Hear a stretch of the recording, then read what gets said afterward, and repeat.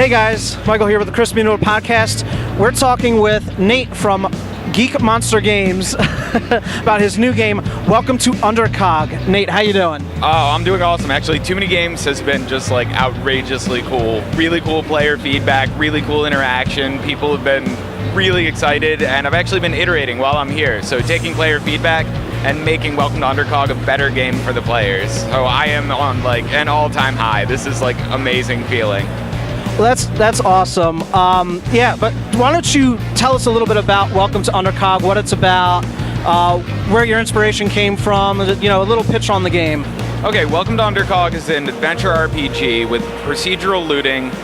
The story's neat because while it's set in a subterranean world where, there's no light, so you get really interesting environments with, refracted light and things like that, you're actually interacting with the story through the pages of a comic book. And as a kid, comic books that was my world. Like that immersive feeling of like being in that different environment that was completely foreign to me.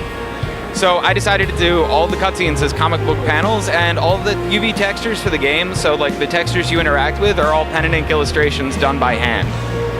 Wow, so it sounds like there's a lot of effort being put into this game, a lot of hard work, and that hand-drawn animation, that's not really something you see a lot anymore, right? Yeah, I mean the models are at 3D, but all their textures are hand-drawn, so it looks like an environment that was drawn, but you still have that like really cool interactive immersive thing that we've all really gotten used to in video games.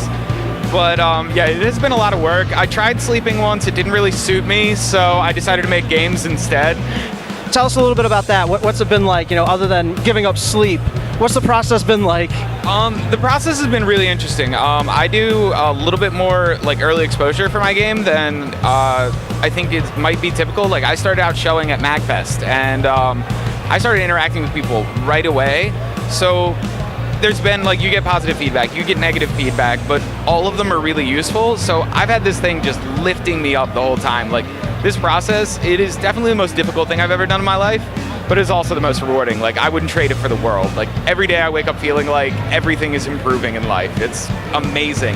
I am a Studio 1 for Welcome to Undercog, so it is a lot of work. Like, and you get stressed out and you get maxed out, and then you get like one tiny little comment on Twitter, like, "Oh, I saw your game at this and I loved it," and I'm like, all of a sudden I'm like made of lightning, and I'm like, I'll sleep next Wednesday, or I don't need to eat. Like I've got things to finish. So just the feedback and like the player interaction has been enough to make it like an entirely like motivating experience, and like the empowerment like goes into like other parts of my life where I just feel more energized, and it's been amazing. Like I wouldn't trade this for the world. Wow, that's awesome to hear somebody so passionate about their project and passionate about the game and all that stuff. I mean, that's really awesome, and it shows in the game. This comic book visuals, popping off the screen. I mean, that's really cool stuff. I'm really trying to push the vibrance up and really trying to push this environment, like make it believable and immersive, but fun. And I want people to feel like that connection that I felt as a kid, where the comic book, it wrapped around, the rest of the world faded away, and you were just in there with these really believable characters, but this really unique art. I mean, that changed my world, my visual world, and I'd like to take that into the art form of my choosing, which is game design. Tried some of the game. It's really interesting so far. I'm not so good on keyboard and mouse, so that was a little bit of a stumbling block for me, but it was a lot of fun to try. Controller support's on the way. Controller support is on the way, okay. Controller support, and also I saw the new Steam controller. I love it for RPGs. I think that thing is going to be the sledgehammer of controllers for RPGs. It is going to be the best tool.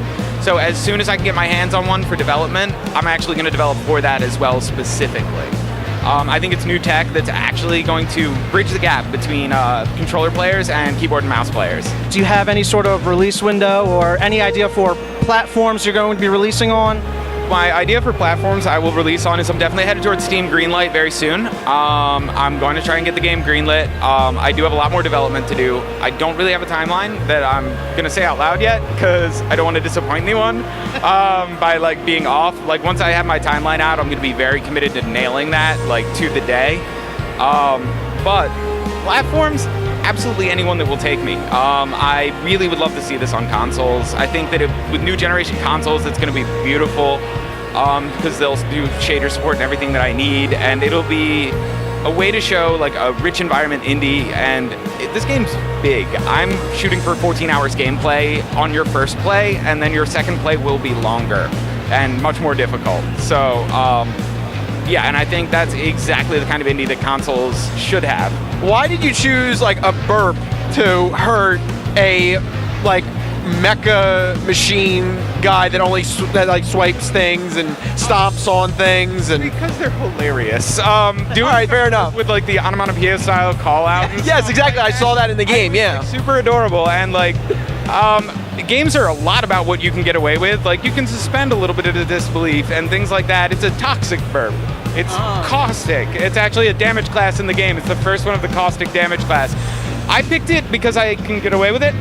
Maybe, we'll see. And realistically, you know, burping isn't just, you know, it's childish humor. Now it's a game mechanic. It's much more elevated. I'm very serious about next to nothing.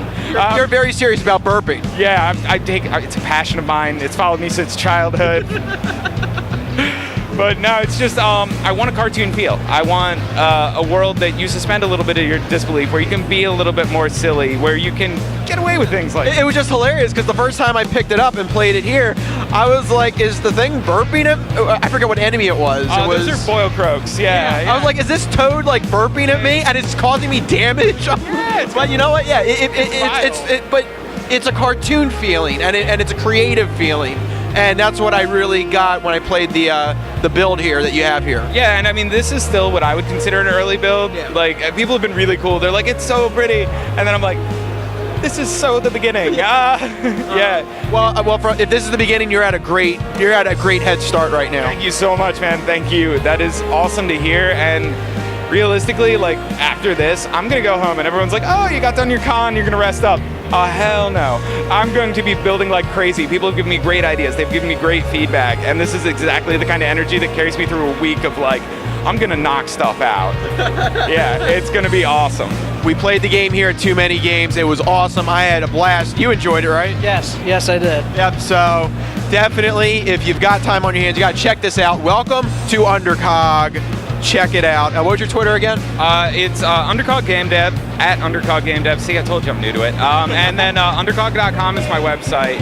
And feel free to direct message me, anyone with questions. I'm actually rounding up people to play my builds. So any private message where you send me your email, I will send you a build. I will send you the build that I'm currently working on. You will get the current build of that day. There you go. Get this guy's build right now. Do it right now. Find him on Twitter. This is the Crispy Noodle live here at TooManyGames 2015.